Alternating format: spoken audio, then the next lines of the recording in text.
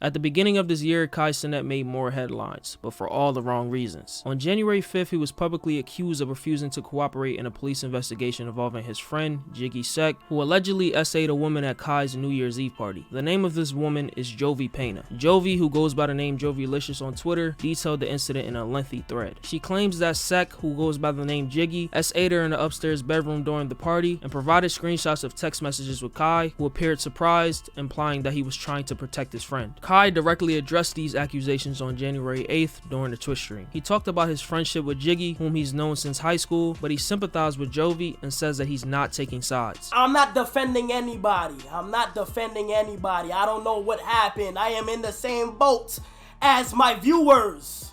I'm in the same boat as y'all. I don't know what the happened. But let me go ahead and say something.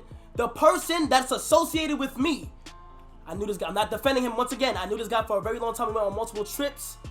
You feel what I'm saying? Never was this. He's not that type of person. I'm not saying shit didn't happen. I'm not saying none of that.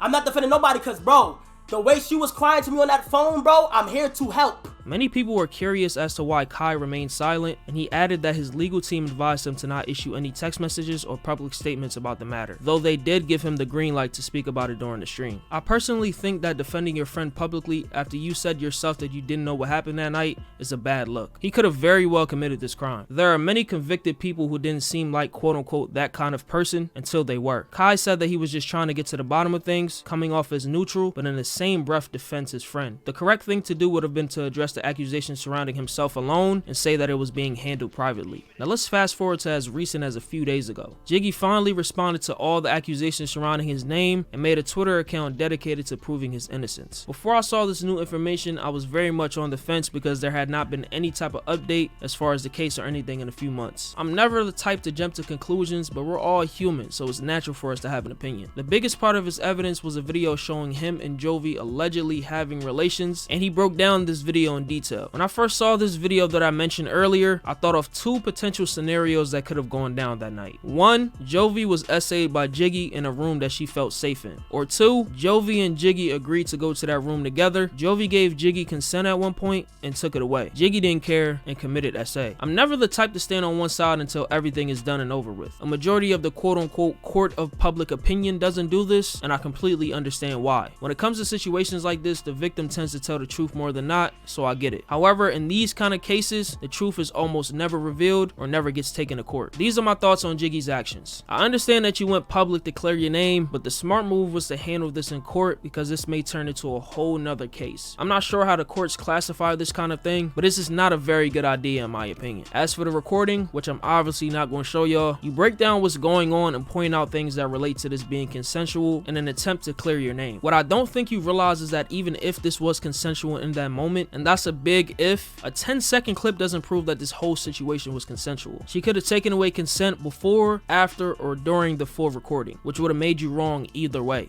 As you all could see, I'm in a back shots position. I'm not forcing anything.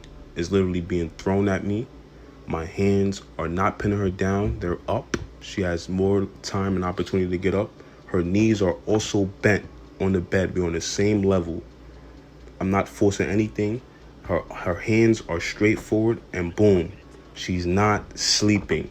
She said I was on top of her when she woke up. That's a lie. It's not like I want to see the video based on the potential context behind it, but if your goal was to clear your name or prove your innocence, this was not the way to do it. It's kids online making memes and stuff saying he came back from 3-1 and they believe that he really, beat these allegations, but anyone with the brain in their head is going to be like, yo, this is not a solid argument. Like, one little 10-second video is just not going to do it. Like, it's so many other, context that you have to have for that situation, and this is why we let the cops do their job. All this video shows us evidence of something taking place, but in no way, shape, or form does this prove that it was entirely consensual. Another thing that caught me off guard was how Jiggy used Jovi's old tweets relating to sexual things and old Facebook posts to imply that her posting these provocative things online, which he called questionable posts, showed her intentions. Now, I don't know if somebody touched her when she was younger or in the past, or if it was somebody in her family, because we shared a lot of this years prior to the party, saying stuff like she can't trust her own family. But it's definitely one or the other, because majority of these posts were made years ago. I don't know which one is true, but it has to be one of them. She also talks about how she acts with just a little bit of alcohol in her system, even calling herself a casa mijo. What does that even mean? Are you a hoe off the casa? This next one definitely threw me off completely. What do you mean drunk you and sober you are two different people and you shouldn't suffer for her consequences?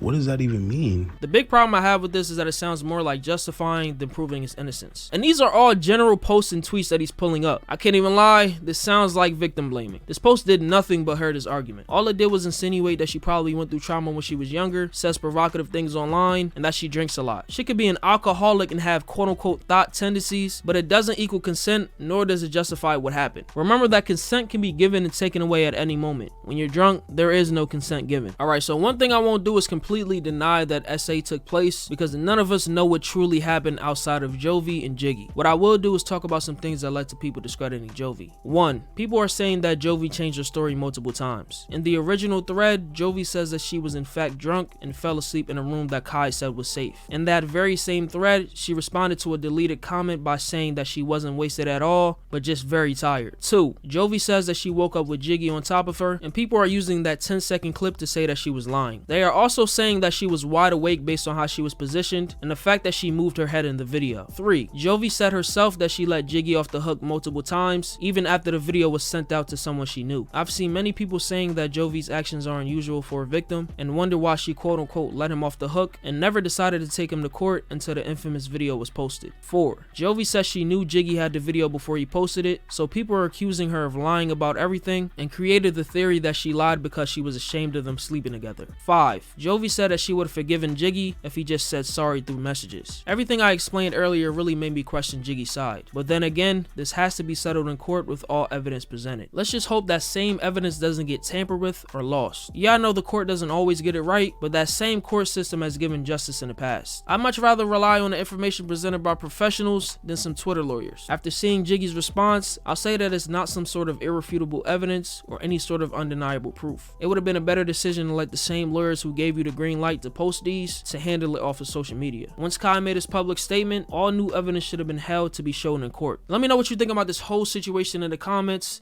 It's Fargo, and I'm out, man.